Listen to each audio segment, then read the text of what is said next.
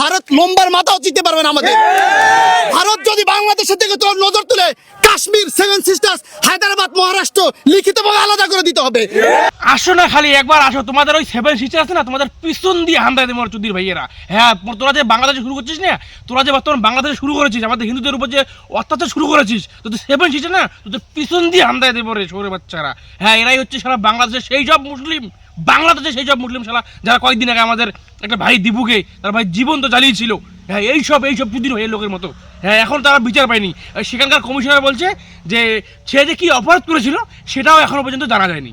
হ্যাঁ, সেটাও এখনো পর্যন্ত কোনো জানা যায়নি ভাই। কেউ যদি অপরাধ করে থাকে তার শাস্তি হবে, প্রশাসন হবে। হ্যাঁ, অনেকেই বলছে এই কথাটা আমাদের মানে ভারত থেকে আন্দোলন করেছে যে প্রশাসনিকভাবে তাদের শাস্তি হওয়া উচিত। আর বাংলাদেশে কোনো প্রশাসন আছে? বাংলাদেশে কোনো ইস্যু আছে নাকি? কোনো কিছু, কোনো ল বলতে কোনো জিনিস আছে? কোনো কিচ্ছু নেই বাংলাদেশে। এই বাংলাদেশ থাকবে না।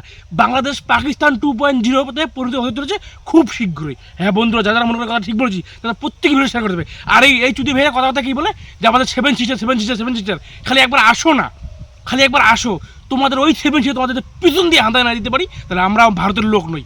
আমরা ইন্ডিয়াকে ডরাই না। হাদি নামের বিপ্লবী হাদি ব্রিগেড গঠন করা হবে। ভারতকে কেউ ঠেঙ্গায় না। আরে তোর বেশি তার পারিস না। আমি আমার ভারত সরকারের কাছে শুধু একটাই আবেদন করবো যে খুব তাড়াতাড়ি, হ্যাঁ যত তাড়াতাড়ি সম্ভব এইসব চুদির ভাইদের সাহায্য করা উচিত। ভারত সরকারকে এইসব ভিডিও দেখে না, এইসব ভিডিও দেখে না ভারত সরকার। হ্যাঁ, আমাদের খুব তাড়াতাড়ি কোনো না কোনো একটা অ্যাকশন দরকার। হ্যাঁ, অনেক সহ্য করেছি, আর কত মরবে, আর কত মরবে? সবাই ভিডিও শেয়ার করে দেবে এবং ভারত সরকারের কাছে পাঠাবে যে খুব তাড়াতাড়ি যাতে কোনো একটা অ্যাকশন নেয়।